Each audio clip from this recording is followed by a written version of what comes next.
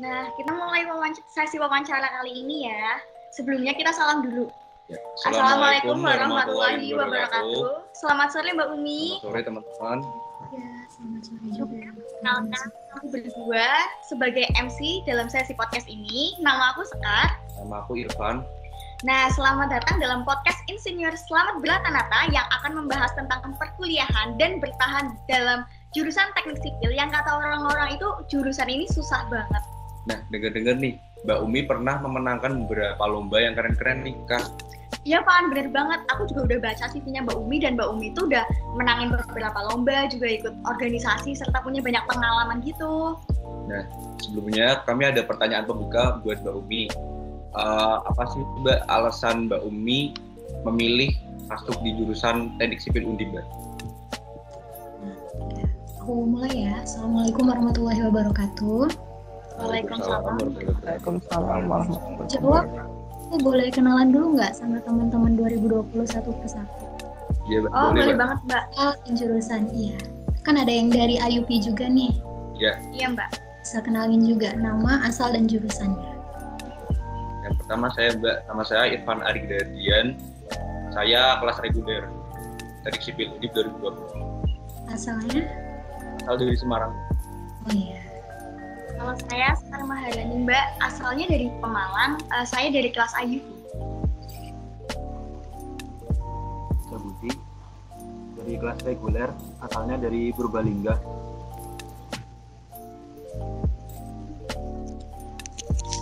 Nama saya Ardian Tunggul Edgar Bauno.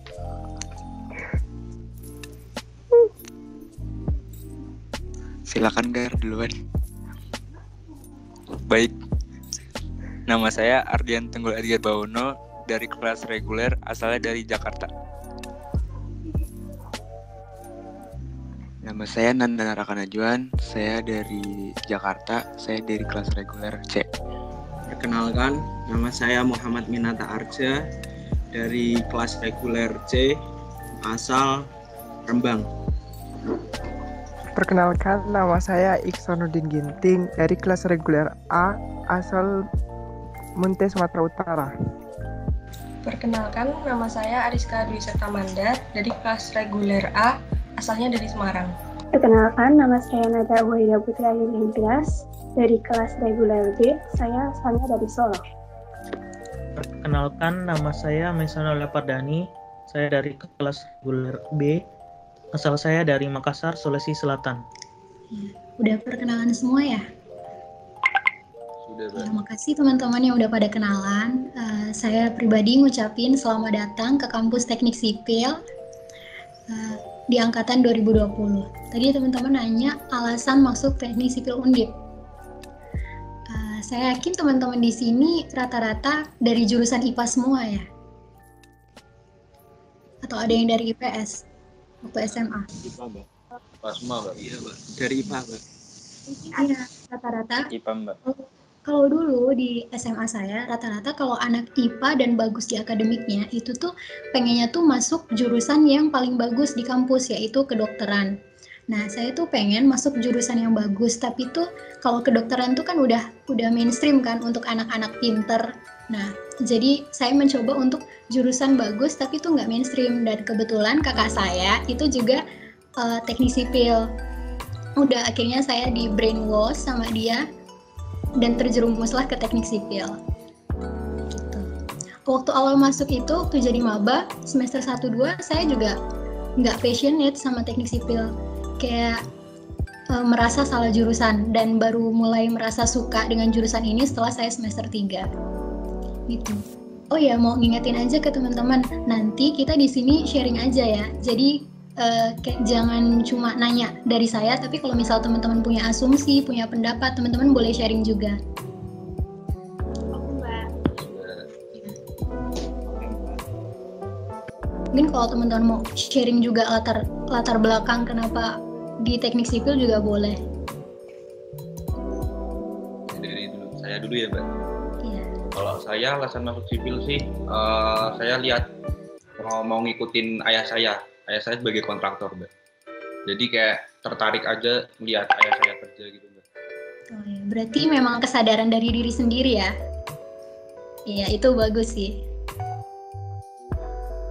Kalau saya sih hampir sama seperti Mbak Umi sih, Mbak. Saya di brainwash sama kakak sepupu saya. Oh iya. Tapi sejauh ini masih nyaman setengah semester menjalani hidup mahasiswa sipil? Lumayan nyaman karena Alhamdulillah. ini sih agak suka di fisika, jadi mungkin nyaman. Kalau Ariska gimana? Saya masuk teknik sipil dari dulu emang pengen sih Kak, soalnya saya juga suka ngitung-ngitung gitu. Nah, ini bakalan jadi anak sipil banget nih. Terus kalau Muhammad Minata? Kalau saya itu Mbak, awalnya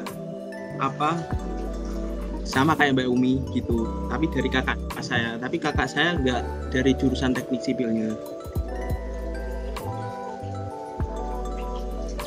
Yang lainnya gimana? Ada hal khusus yang mau di-sharing? Gak ada sih Mbak, sama saya juga diajak sama teman saya.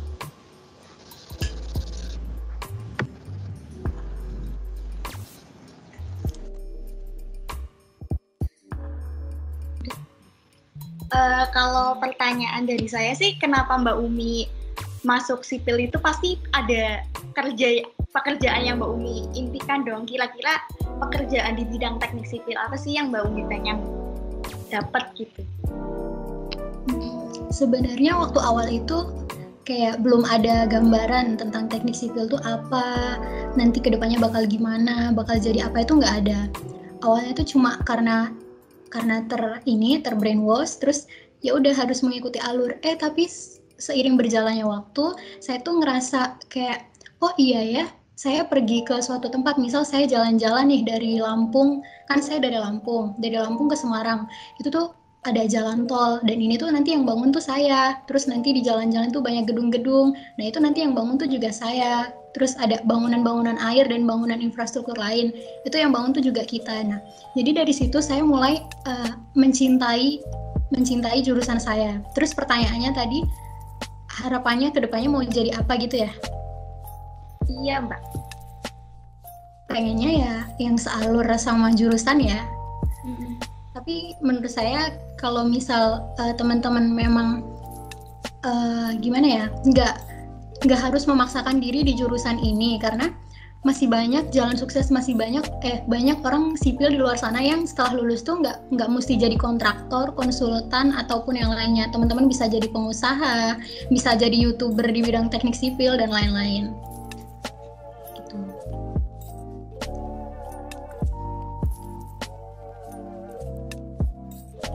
Nah, makasih ya Mbak Umi udah dijawab. Sekarang giliran teman-teman nih buat nanya. Mungkin pertanyaan pertama bisa dimulai dari Arisko. Silakan bisa tanya Mbak. Ya, makasih Skar. Selamat sore Mbak Umi. Di sini saya akan menyampaikan beberapa pertanyaan seputar penyeimbangan akademik dan non-akademik ya Mbak. Yang pertama sendiri, gimana sih Mbak cara Mbak dalam menyeimbangkan waktu antara kegiatan akademik dan non-akademik? Penyeimbangan waktu ya. Sebenarnya kita tuh dalam kehidupan tuh selalu dihadapkan dengan banyak pertimbangan. Kalau kita sebagai mahasiswa pasti pertimbangannya akademik dan non akademik gitu ya, enak nyebutnya. Kalau dari saya, cara saya itu, kalau misal memang kita lagi di ranah akademik, misal di dalam kelas ngerjain tugas, ya itu kita harus 100% di sana. Kita nggak boleh setengah-setengah. Kalau misal di kelas, kita merhatiin dosen. Kalau misal kita tahu kita orangnya pelupa, kita catat presentasi dosen, materi dosen, kita catat. Kita cari buku-bukunya. Begitupun kalau kita lagi di non-akademik, misal di organisasi, di UKM, ya kita juga maksimal di sana, kayak 100% di sana. Misal ada rapat, kamu siapkan ide apa yang mau kamu bawa untuk rapat. Terus kalau misal datang rapat harus on time, dan kalau pulang rapat tuh harus membawa sesuatu. Jadi itu bisa membalancekan kita, dan kita nggak ngerasa rugi dan nggak ngerasa berat sebelah, karena kita selalu optimal baik di akademik maupun di non akademik gitu. Kalau dari yang lain mungkin ada sharing juga. Itu Mbak, kalau gimana misalnya tiba-tiba ada jadwal bertabrakan gitu Mbak, kayak misalnya rapat sama kuliah tuh bisa bareng gitu misalnya, itu gimana ya Mbak? Oh, rapat dan kuliah bareng. Ya, menurut saya sejauh saya mengikuti organisasi, ketua bidang, koordinator, terus dan petinggi-petinggi organisasi itu pasti tahu kita tuh mahasiswa yang tujuan utama kita adalah belajar. Jadi mereka nggak mungkin memaksakan kepentingan organisasi mereka mengalahkan kepentingan kita. Jadi sejauh saya mengikuti organisasi itu tidak pernah terjadi tabrakan, misal kelas dengan rapat itu tidak pernah. Pasti mereka kalau misal kita ada kelas, oh ya mereka mengizinkan kita ikut kelas dulu, nanti nyusul, nggak apa-apa. Yang penting kita ada komunikasi ke misal kabit kita atau ketua divisi kita ada kelas jam segini, nanti kita bakal mengikutin rapatnya setelah kita selesai kelas. Itu nggak apa-apa, yang penting kita komunikasi dan nggak meninggalkan tanggung jawab kita sehingga terkesannya kita kayak ngilang gitu. Nah itu kan nggak bagus tuh. Itu. Oke Mbak, baik Mbak. Terus lanjut ke pertanyaan kedua mungkin Mbak. Mungkin tips untuk maba agar dapat menyeimbangkan waktu kegiatan akademik dan non-akademik yang dengan baik gitu Mbak. Penyeimbangan akademik dan non-akademik gitu ya. Kalau saran saya, kalau kalian memang mau ikut kegiatan non-akademik seperti organisasi kampus, BEM, HM, ataupun UKM, kalian pilih organisasi yang benar-benar sesuai dengan minat, bakat, dan kesukaan kalian. Kenapa? Karena kalau kalian udah suka di bidang itu, aku yakin pasti kalian bakalan maksimal di sana dan kalian bakalan jadi orang yang bagus di sana dan nggak setengah-setengah. Terus kalau kalau kalian nggak maksimal, itu kan seolah-olah orang mengiranya kalian tidak punya potensi dan tidak punya kualitas di sana. Nah itu kan sama aja kalian sudah menjalani sesuatu tapi tidak menghasilkan apapun. Nah untuk di akademik, itu juga kalian nggak boleh lupakan, karena jangan mentang-mentang kalian udah nyaman sama kegiatan akademik yang kalian sukain itu, kalian jadi mengesampingkan akademik. Padahal akademik ini yang harusnya utamanya kalian kejar. Kan tujuan kalian kuliah itu untuk apa? Untuk akademik kan? Non-akademik itu sebagai bumbunya, tapi bumbu itu juga penting. Itu karena itu nanti yang bakalan menambah wawasan kita, menambah portofolio kita, menambah relasi juga sama teman-teman, dan baik di sipil maupun di lingkungan Undip. Itu. Oke, baik Mbak jawabannya. Iya. Gini Mbak, saya boleh tanya lagi nggak nih? Iya, boleh lah.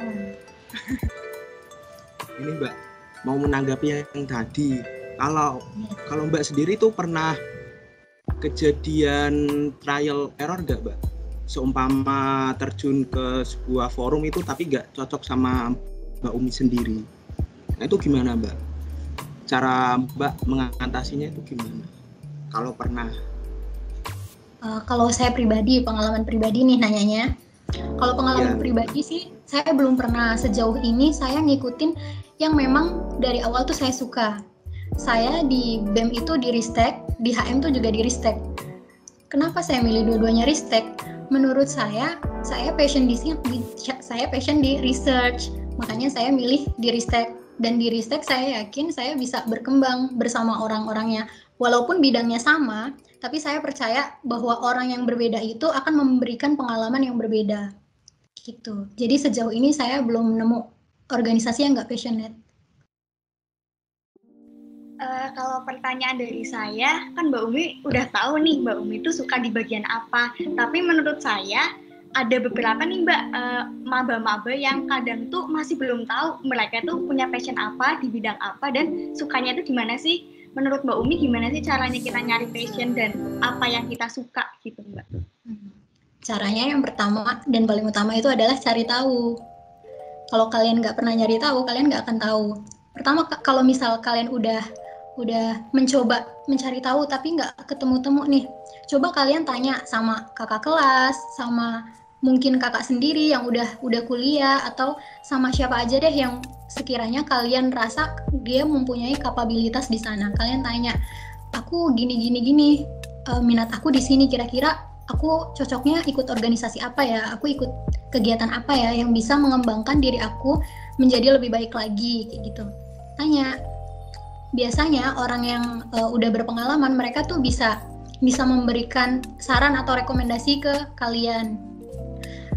Atau kalau misal kalian nggak mau nanya, kalau saya dulu saya aktif cari tahu sendiri, kayak misal saya senang banget nih nonton YouTube, terus kayak kehidupan tentang perkuliahan. Kalau kamu sukanya ini, kamu nanti cocoknya di sini, kamu bakal bagus di sini. Terus ternyata setelah saya coba, saya enjoy, ya udah saya lanjutin. Kalau misal enggak, ya udah nanti kayak cari sesuatu lagi mana yang benar-benar klop dengan passion kamu. Tuh. Oke, makasih ya Mbak Umi jawabannya. Dan sekarang mungkin pertanyaan kedua bisa ditanyain oleh Maisans. Silakan.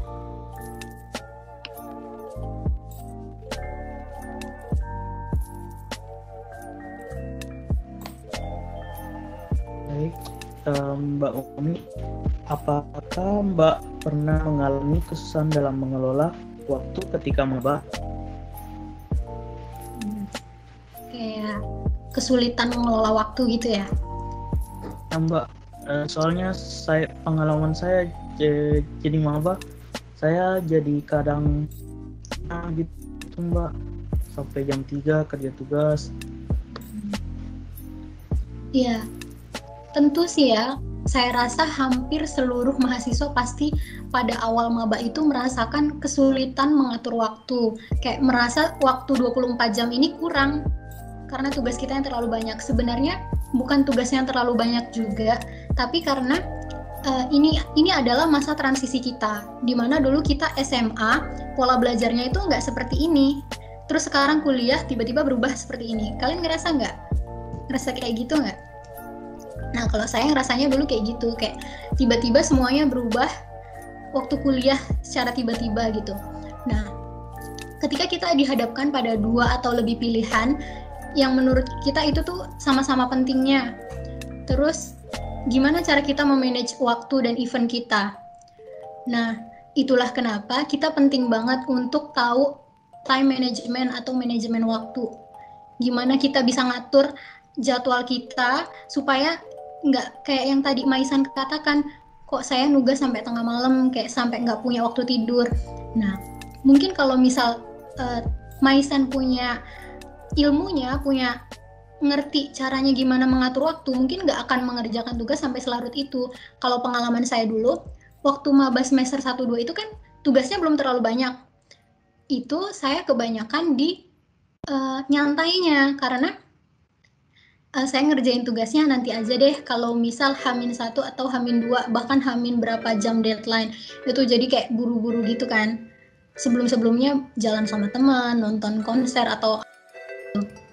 Nah, nanti semester 3, 4, 5 itu beban akan semakin berat lagi kalau kita nggak bisa mewarning diri dan mulai untuk belajar manajemen waktu dari semester 1. Itu semester kedepannya kita bakalan lebih kesusahan lagi, karena semakin ke atas nanti tugas besarnya semakin banyak, terus tanggung jawabnya juga lebih banyak lagi. Jadi tugas-tugas yang memakan waktu dan memakan waktu tidur itu juga lebih banyak. Gitu. Mungkin ada lagi? Mbak, saya mau nanya Mbak. Ini kan pengalaman saya sebagai maba. Dulu kan saya SMA pernah ikut organisasi tuh Mbak. Nah, Mbak Umi pernah kewalahan nggak Mbak? Misalkan besoknya atau minggu depan gitu kan biasanya ada proker-proker gitu Mbak. Nah, malamnya tuh harus kayak ngelembur gitu Mbak, ngerjain proker-proker buat besok. Itu pernah kewalahan juga buat Mbak Umi sendiri? Kalau saya sendiri jujur pernah. Semester 2 itu semester teranjlok saya, menurut saya. Kalau dilihat dari pencapaian akademik. Karena apa? Saya ngerasa waktu semester 2 itu saya masih jadi staff. Di situ tuh banyak proker yang ditanggung jawabkan kepada kita. Jadi kayak kita ngerasa kayak kita punya amanah di sana. Kita harus menyelesaikan ini sebaik mungkin. Kita harus mengutamakan ini sampai kita lupa sama akademik tadi. Ya kan? Kayak harusnya kita itu bisa memposisikan diri. Kalau misal kita lagi di organisasi, ya pikiran kita fokus di organisasi. Kalau kita lagi di akademik, ya pikiran kita fokus di akademik. Untuk menangani hal bentrok semacam itu, gimana ya? Jangan pernah melupakan salah satu dari kewajiban itu. Kamu dipercaya sebagai staf di organisasi, itu kamu punya tanggung jawab di sana. Terus kamu dimasukkan di teknik sipil Undip ini oleh orang tua kamu juga punya tanggung jawab di sana. Jadi selalu berusaha menjadi yang terbaik di setiap bilik yang kamu tempatin itu. Jadi jangan ngerasa kayak aku harus totalitas di sini, di sana aku lupain deh. Aku totalitas di akademik, organisasi aku lupain. Jangan, semuanya itu harus balance. Kalau di sini ya maksimal di sini, kalau di sana ya maksimal di sana. Tuh.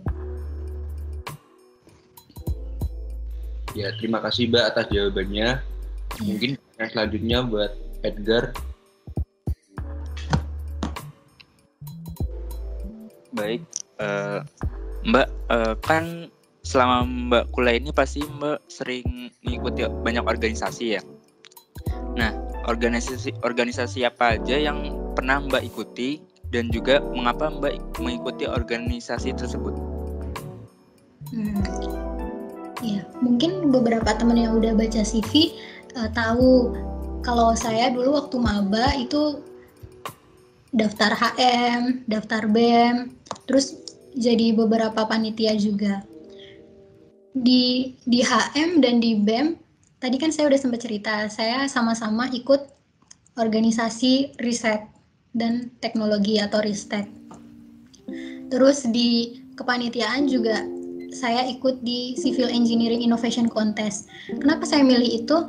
Ya karena saya udah tahu saya minatnya di hal-hal yang semacam itu, di research, di innovation, kayak gitu. Jadi saya ingin memaksimalkan diri saya di bidang yang memang saya sukai. Nah mungkin teman-teman juga nanti gitu, kalau misal udah tahu minatnya dan kesukaannya di mana, maksimalkan diri di sana, biar kita bisa jadi orang, dalam bahasa awamnya kayak orang bagus di sana, kayak gitu. Baik Mbak, terima kasih. Sama Mbak itu pernah mengikuti lomba apa saja ya Mbak selama kuliah ini? Lomba sih beberapa, kayak lomba jembatan, lomba beton, KTI, lomba eco house design, tapi nggak semuanya menang ya. Karena kayak kembali lagi, saya ngikutin lomba beton, jembatan, KTI, eco house, itu nggak semuanya menang karena minat saya awalnya waktu maba itu saya ikut lomba jembatan, terus ternyata saya nggak berhasil dan mencoba memahami dan mencintai jembatan itu ternyata susah. Ya udah saya tinggalin, saya ke beton. Di beton juga ikut nyoba lomba sana lomba sini, tetap nggak dapet. Ya saya sadar berarti saya passionnya nggak di sini. Terus saya coba ikut ke eco house design. Terus ternyata di dalam menjalani lomba itu saya dapat banyak ilmu karena saya enjoy tadi. Terus saya juga jadi ngerasa kayak mencintai ranah itu. Nah udah akhirnya karena lomba itu saya suka, saya maksimal bisa menghasilkan sesuatu gitu. Baik, terima kasih Mbak Umi. Ya, sama-sama. Wah, keren banget ya Mbak Umi, udah ngikutin banyak lomba. Dan sekarang giliran Arja, boleh tanya Ja? Silakan Ja.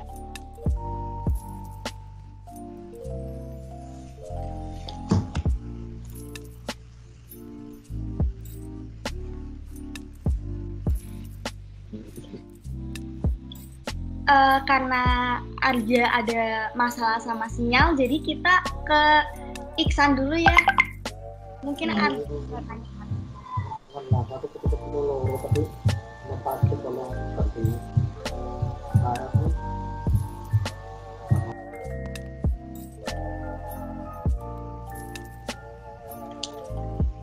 Oke, makasih. Saya mau tanya nih Mbak, kan Mbak udah dapat banyak prestasi. Nah, untuk supaya dapat prestasi ini pasti Mbak kan udah memanfaatkan waktu luangnya dengan baik. Jadi kegiatan apa aja yang Mbak lakukan untuk memanfaatkan waktu luang itu secara produktif, apalagi ini di masa pandemi, dan manfaat apa aja yang udah Mbak dapat dalam memanfaatkan waktu luang tersebut? Tentang memanfaatkan waktu luang ya. Saat pandemi ini banyak banget acara seminar-seminar yang diadakan secara online. Nah, kalau misal teman-teman mau ngikutin tuh, teman-teman bisa banyak banget dapat manfaat dari sana. Karena di sana tuh kalau misal ikutnya seminar yang tentang teknik sipil ya, di sana itu sebenarnya tuh kayak kuliah, cuma itu lebih lebih pesertanya itu lebih bervariatif dan materinya pun juga nggak sekaku di kuliah, jadi lebih fleksibel. Nah, kalau misal teman-teman mau ikut juga, memanfaatkan waktu yang baik di saat seperti ini tuh dengan cara ikut webinar-webinar yang diadakan secara online itu. Sekarang banyak banget kok, apalagi teman-teman masih semester 1 nih. Kayak ngikutin seminar ini kayak bisa memprediksi. Mungkin teman-teman saat ini belum belajar tentang ilmu itu, tapi di seminar itu udah dapat. Jadi nanti di kelas teman-teman udah ngerti, oh ini yang materi waktu itu disampaikan waktu seminar ya, kayak gitu. Terus selain nggak bisa kayak kalau saya sih mungkin lebih ke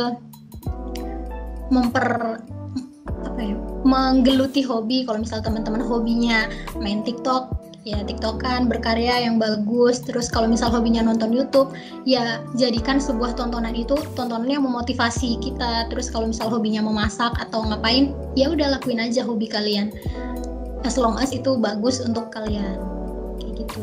Terus satu lagi nih pesan aku untuk teman-teman 2020, kan ini kan masih maba ya, mumpung masih maba, bisa nih dari sekarang mulai dipupuk rasa ingin ikut lombanya. Jadi ada rasa semangat untuk lombanya itu udah ada sejak maba, karena lomba itu menurut saya pribadi itu tuh bisa men-trigger akademik kita supaya kita bisa mau cari tahu lebih tentang materi di lomba kita. Jadi bisa aja kita selangkah lebih maju daripada yang belum ikut lomba gitu.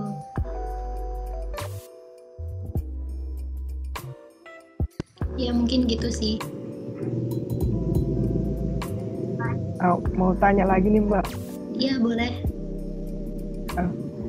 Nah kan Mbak bilang untuk menanam supaya mau ikut lomba.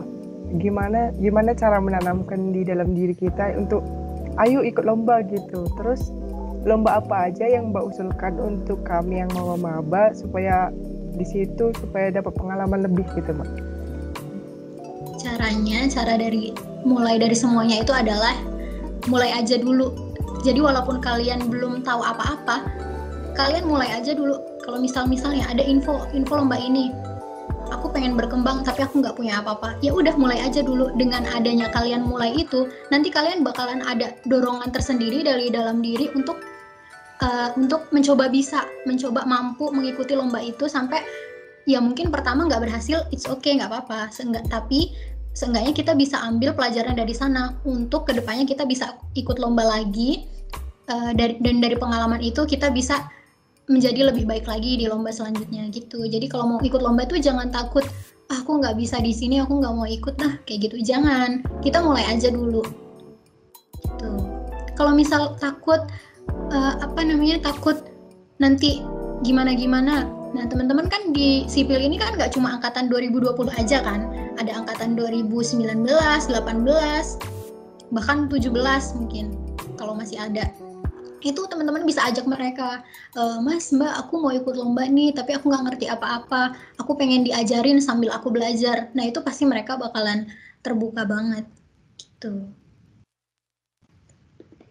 Jadi jangan takut untuk memulai. Karena nanti saya yakin kalau teman-teman udah sekali ikut lomba, itu pasti nanti bakalan kecanduan ikut lomba lagi. Gitu sih. Kalau pertanyaan dari aku sih Mbak, kira-kira ikut lomba tuh ngaruh nggak sih Mbak ke IPK kita? Pastinya IPK kita lebih tinggi dong, kayak kan kita punya pengalaman lebih dari yang lain. Ngaruh ke IPK menurut saya ya, kalau misal secara langsung itu tuh mungkin enggak, tapi itu secara nggak langsung, mungkin karena kita ikut lomba, kita tahu, kita udah pernah belajar itu lebih, nanti di kelas akademik kita jadi lebih tahu, terus karena kita udah tahu, kita jadi bagus nih nanti mata kuliah ini yang kita ikut lomba.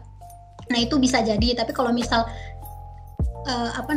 ikut lomba terus tiba-tiba IPK-nya bagus, iya, tapi tidak secara langsung. Kayak karena kita mau belajar lebih, kita dapat benefit dari ikut lomba itu, nanti bisa meningkatkan nilai akademik kita di mata kuliah itu.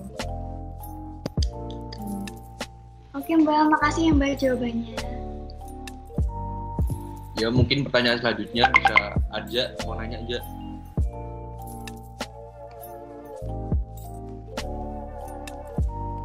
Arja. Oke, makasih Van buat waktunya. Ini Mbak, tadi kan saya sempat baca CV-nya dari Mbak Umi. Nah, pengalaman dari lomba-lombanya kan banyak nih, pencapaiannya juga banyak. Nah, menurut dari Mbak Umi, dari pengalamannya itu apa saja sih tantangan dan masalah ketika mengikuti lomba dan tipsnya cara mengatasinya? Gimana Mbak? Tantangan dan mengikuti lomba. Oke. Tantangannya banyak ya, karena kita tuh kan mahasiswa sipil yang memang dididik untuk menyelesaikan semua permasalahan publik kita yang menyelesaikan. Nah, kadang kita juga kayak harus pinter-pinter milih lomba juga. Jangan sampai kalau misal kita milih lomba itu lomba yang nggak sejalan dengan akademik kita, boleh, tapi alangkah baiknya kalau misal lomba itu yang mendukung kita untuk lebih maju dan mendukung akademik kita. Menurut saya kalau menyebutkan tantangan itu bukan mahasiswa sipil banget ya, karena prinsipnya mahasiswa sipil itu break out the weakness and change it to opportunities. Jadi kalau misal kalian nemu tantangan, nemu hambatan kayak misal tadi takut ikut lomba, ya udah mulai aja dulu kayak gitu. Semua tantangan itu tuh harus kita hempas, harus kita hentikan. Kayak kita mikirnya kita pasti bisa. Sesulit apapun pasti bisa. Satu motivasi yang saya dengar waktu saya mau ikut lomba tapi takut, ada kakak tingkat yang bilang kayak gini. Intinya ini kayak gini. Kalau kamu jalan terus nabrak tembok, jangan balik dan menyerah. Cari tahu gimana cara manjatnya, gimana cara ngelewatin tembok itu. Nah, terus dari situ saya kayak ngerasa, oh iya, kalau misal kita takut, nggak mau mencoba, ya kita nggak akan bisa. Terus kalau udah mencoba tapi ternyata nggak berhasil, ya udah coba terus aja kayak gitu. Ini bukan tentang kamu jatuh dan dikalahkan, tapi bagaimana kamu bisa bangkit dan become much better tomorrow kayak gitu. Wah, menarik itu Mbak. Nah, itu Mbak apa? Terus menurut dari Mbak Umi, dari sekian banyak pencapaiannya, prestasi apa yang paling berkesan buat Mbak Umi sendiri? Sebenarnya pencapaiannya nggak banyak amat ya. Kayaknya cuma itu aja. Tapi kalau misal dari beberapa pencapaian itu, yang paling berkesan Yang paling berkesan dan tak terlupakan menurut saya itu adalah prestasi membahagiakan dan membuat bangga orang tua. Satu prestasi yang nggak pernah saya lupakan itu ketika saya berhasil membanggakan kedua orang tua, terus sampai orang tua menitikkan air mata dan bilang, makasih ya nak, kayak gitu. Kayak itu menurut saya sebuah prestasi tertinggi sampai detik ini. Gitu.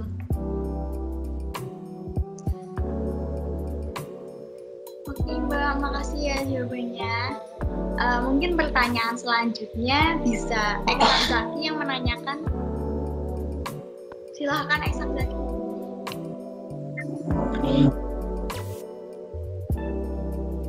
Wahib mau bertanya, selama Mbak Umi jadi maba itu pengalaman-pengalaman yang berkesan itu apa aja ya Mbak? Pengalaman selama menjadi maba. Yang pertama tentu teman-teman di sipil itu, teman-temannya itu kalian pasti ngerasa teman-temannya itu solid banget, kemana-mana selalu bareng. Saya ingat banget dulu, saya kan bukan orang Semarang, jadi waktu datang di Semarang saya nggak kenal siapa-siapa, teman-teman dari Lampung pun nggak ada. Jadi semua teman-teman itu teman-teman dari Semarang, Jakarta dan lain-lain. Mereka itu menservis saya, kayak ngajak saya jalan-jalan, ngenalin saya jalan-jalan, dan itu kenangan yang selalu saya ingat sampai sekarang. Kayak cuma teman-teman kampus yang bisa menservis saya sebaik itu. Kayak mereka ngenalin budaya mereka di Semarang, ngenalin makanan-makanan mereka, ngenalin tempat-tempat wisata mereka ke saya. Itu sih pengalaman yang paling berkesan buat saya. Kalau pengalaman sama dosen atau kading gitu Mbak, misal nungguin asistensi dosen sampai ketiduran di depan ruang dosen atau gimana gitu, pernah nggak Mbak? Kalian pernah nungguin di depan ruang dosen sampai ketiduran? Belum pernah sih Mbak. Ya, belum pernah kan, karena orang kalian masih online. Iya, itulah enaknya, beruntungnya, faedahnya online. Kalau kalian offline, kalian pasti bakalan ngerasain gimana jenuhnya nungguin dosen dari pagi sampai sore, ternyata dosennya nggak bisa ditemuin. Kayak misal sebelumnya udah janjian nih, ketemu jam sekian, dan beliau sudah mengiyakan, tapi ternyata tiba-tiba ada rapat dan nggak bisa lagi. Kita udah nunggu lama-lama, ternyata nggak bisa. Itu tuh sering banget. Pengalaman saya kayak gitu juga sering saya dapetin. Yang saya lakukan adalah kalau misal ketemu dosen kayak gitu, ya udah saya kirim banyak-banyak Al-Fatihah aja, saya doain semoga bapaknya diberikan kesehatan, keselamatan, kesabaran dan kesuksesan dan lain-lain gitu. Bukan apa ya, menurut saya itu tuh kayak sebuah jalan kita itu selain diuji pemikirannya, juga diuji mentalnya, seberapa kuat mental kita. Gitu.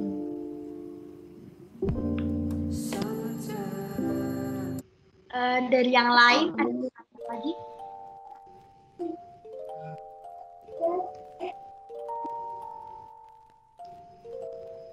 Kalau misal nggak ada pertanyaan tentang ini lagi buat Mbak Umi, mungkin kita bisa ke Raka, boleh tanya pertanyaan kamu ke Mbak Umi? Oke, Sekar, terima kasih.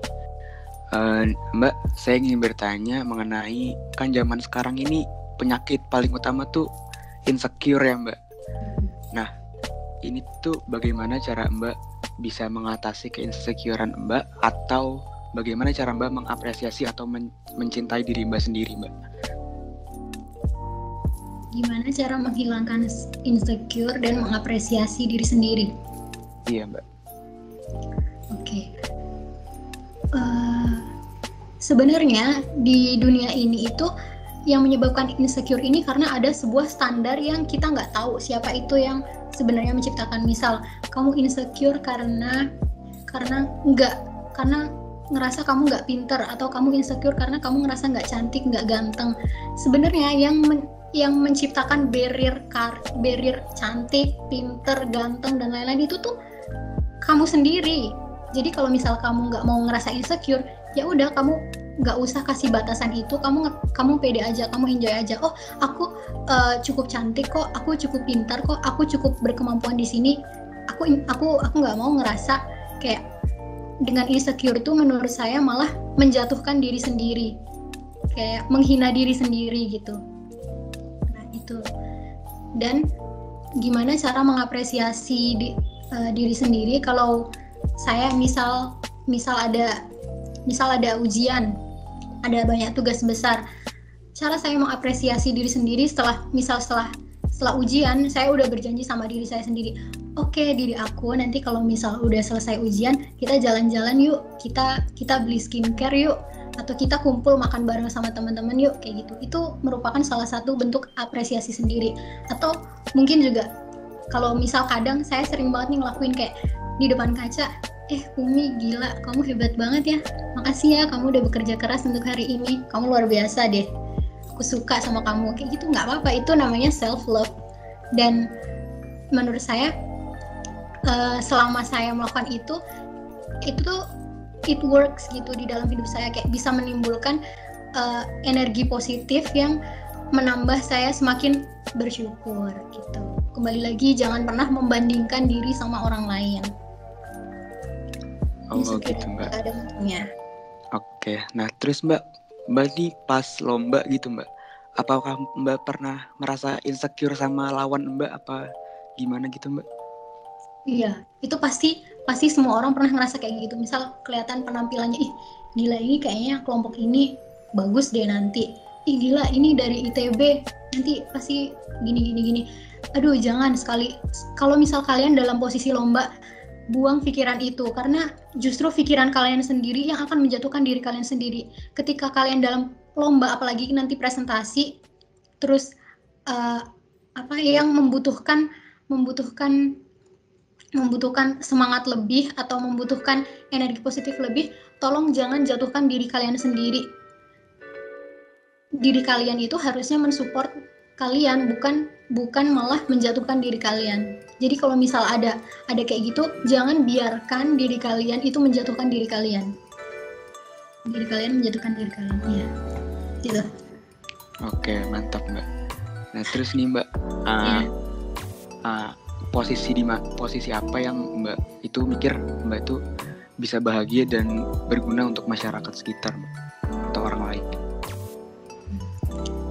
Oh iya, saya pernah ngerasain nih, melihat kesuksesan seseorang, tapi ada kita di balik kesuksesan itu. Contohnya kemarin ketika teman saya dari beda kampus, dia itu wisuda. Dia itu dianugerahin sebagai mahasiswa terbaik 2. Dia yang dapat mahasiswa terbaik, tapi saya juga ikut bangga. Kenapa? Karena di balik kesuksesan dia itu ada saya. Kayak saya ngerasa seneng ngebantu dia selama kuliah, kayak dia nggak bisa ngerjain tugas, minta tolong gitu. Kita dengan ya udah, padahal tuh ngerasa kayak ya udah biasa aja nolong temen. Tapi itu setelah tahu dia dapat penghargaan kayak gitu, saya ikut merasakan kebahagiaannya. Selain itu juga cara-cara lain yang bisa membuat saya bahagia dan berguna itu ketika saya mampu membius diri saya sendiri. Membius di sini maksudnya misalnya ketika ada orang yang baik secara sengaja atau tidak sengaja menyakiti perasaan kita. Ya udah, saya coba bius diri dengan nggak balik membenci dia, tapi malah mengubah benci itu menjadi sebuah doa. Kayak mendoakan kebaikan buat dia. Karena kita yakin bahwa kalau kita mendoakan orang yang nggak baik sama kita, itu yang akan dapat manfaatnya pertama kali itu kita dulu, baru orang itu. Tuh, itu yang kedua. Terus kunci bahagia terakhir, tapi ini utama banget, adalah bersyukur.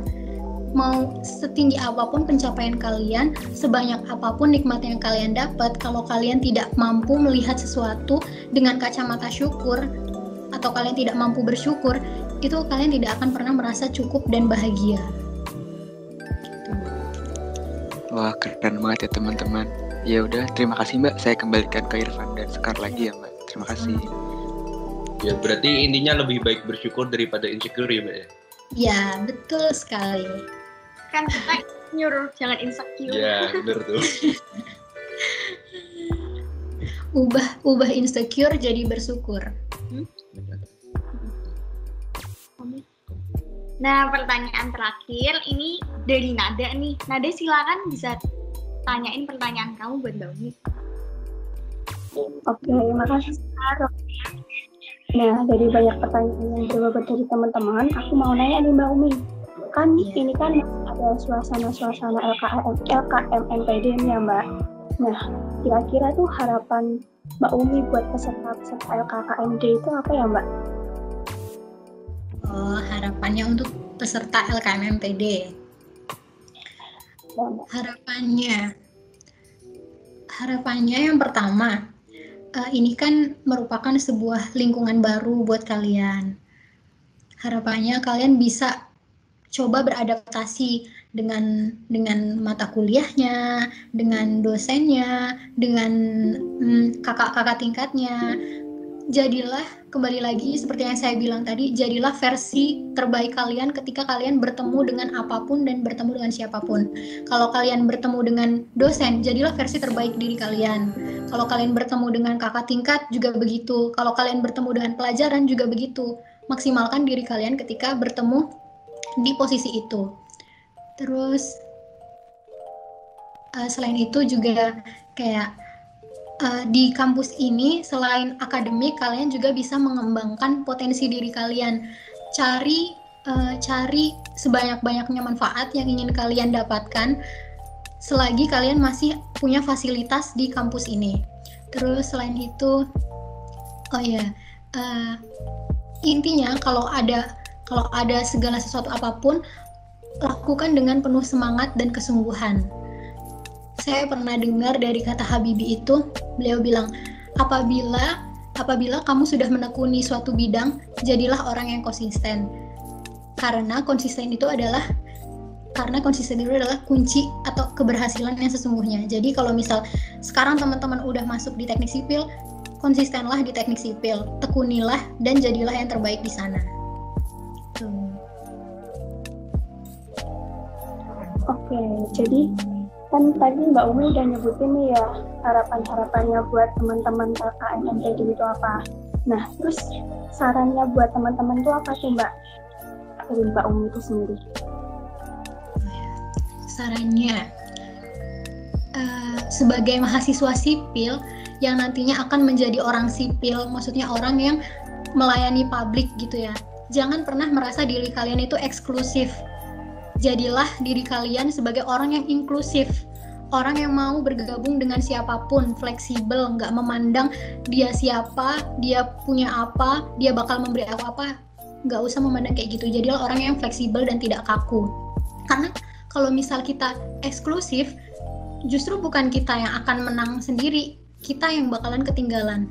Kalian bisa lihat nggak di sekarang ini tugas-tugas kalian, apa ada tugas besar yang dikerjakan sendirian? Kan enggak kan? Pasti tugasnya kalau enggak partner berdua, berkelompok. Coba diperhatikan nanti kalian semester 1, 2, 3, 4, 5. Enggak ada tugas besar yang dikerjakan sendirian. Itulah kenapa itu dosen memang sudah menjadikan kita seperti itu supaya kita tuh sadar bahwa kita nanti di dunia nyata setelah kuliah pun kita nggak bakalan bisa bekerja sendirian tanpa teman-teman kita. Nanti juga teman-teman kita, siapa tahu nanti Ihsan jadi direkturnya Raka atau mungkin Ariska, kita nggak akan pernah tahu kayak gitu. Jadi yaitu kita selalu mencoba untuk inklusif dan fleksibel sama semua orang. Gitu Nada. Iya. Terus buat penutup nih Mbak, bisa kasih quotes atau kata-kata penyemangat gitu nggak Mbak buat kita? Penyemangat ya? Aduh, harusnya tadi saya catat dulu ya quotes-nya. Penyemangat yang menurut saya itu saya jadikan penyemangat untuk diri saya sendiri, itu adalah practice make us right, but repetition make us perfect. Jadi praktik itu membuat kita tuh benar, tapi pengulangan, revisi dari dosen, setelah asistensi masih ada revisi sampai kita mulek. Nah, itu membuat kita menjadi perfect. Terus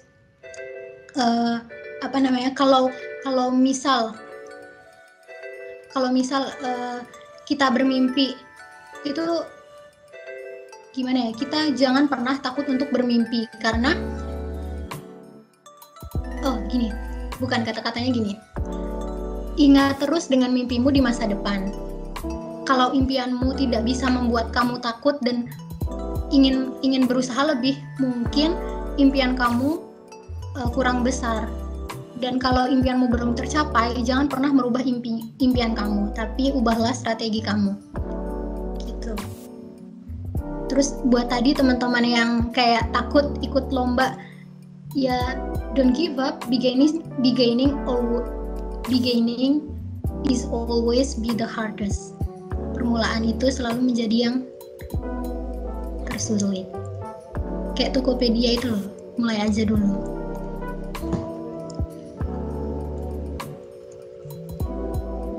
Baik, makasih Mbak Umi atas jawabannya. Saya kembalikan ke MC.